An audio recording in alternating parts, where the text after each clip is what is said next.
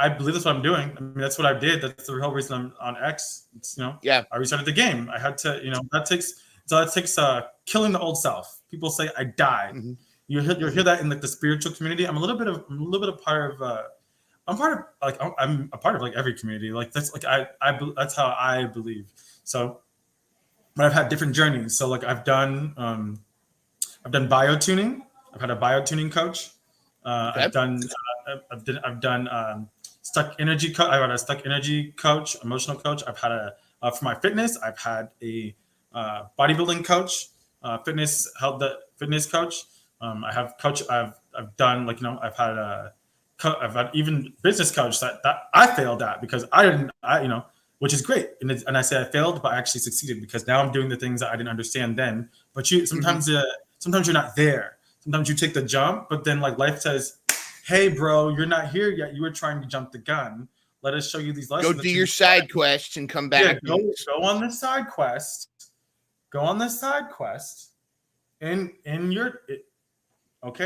And then when you're ready and you've picked up that level 5 weapon that you needed to get to this level 5.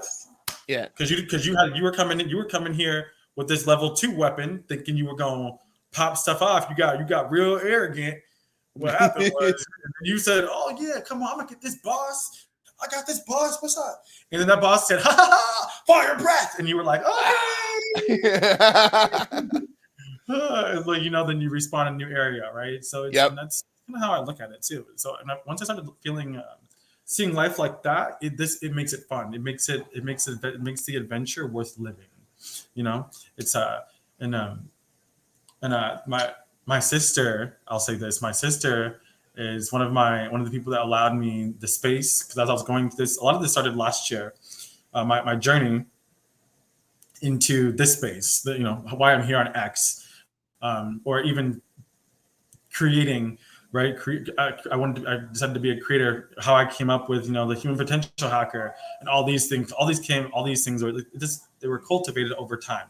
You don't just, I was from the quitting drinking and the working on my body and working on my mind and going through extreme depression and anxiety and crying my eyes out. And there's a lot that goes, there's a lot of soul searching, it's not, this is not, the journey is, the unknown path is not for the faint of heart. So usually when I'm able to show up with such excitement and such zeal and such energy is because I've been, and I also understand the people that show up with hate and anger and dismay and fear for life.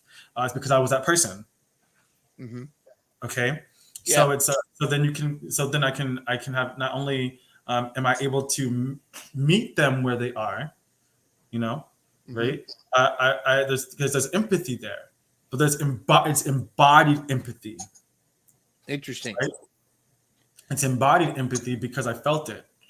I've been on that frequency already. So if I've been in a frequency, I can tap into it. I'm anchored. I'm anchored into it. So I understand I can go to the anchor and grab it. That's how I heal myself from things. Is I find the energy and I find out where that energy. Like I'm like, where's that? Like throw the lure out. Then you actually throw the lure out. Kind of like you do in a Pokemon, throw that little lure, and like the Pokemon that you didn't know comes, and it's like, ha ha. Then you're like, oh, I found you, boom. Then it's like starts to run, and then like follow the trail. So then you start following that trail back to the source. Okay. And you find, and then you can just acknowledge source. You acknowledge source. And after you acknowledge source, sometimes you just need to watch it. Sometimes source just needs to be watched. Usually, when I say source, I mean fear. Usually, fear is a great indicator. A lot of people like run from fear. For me, fear means feel empowered, assuming responsibility. Mm-hmm. Okay.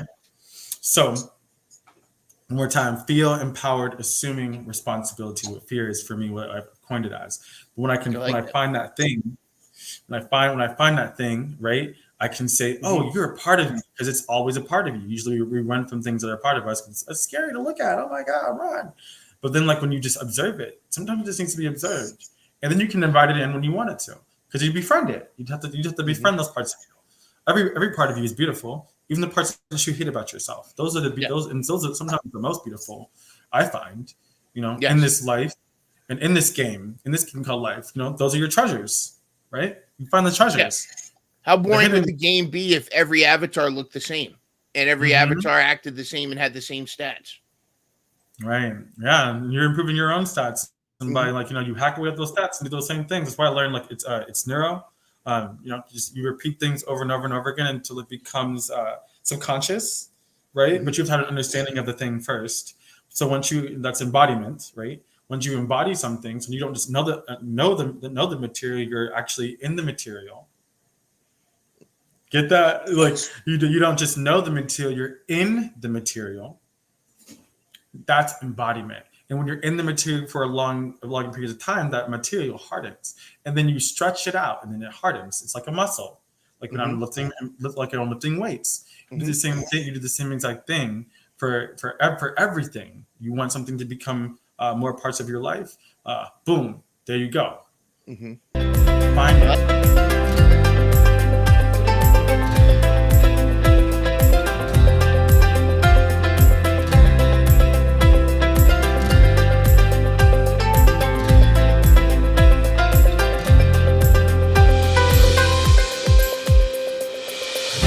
Always remember, you are not alone. Catch full episodes every Monday at 12 p.m. Eastern, 9 a.m. Pacific.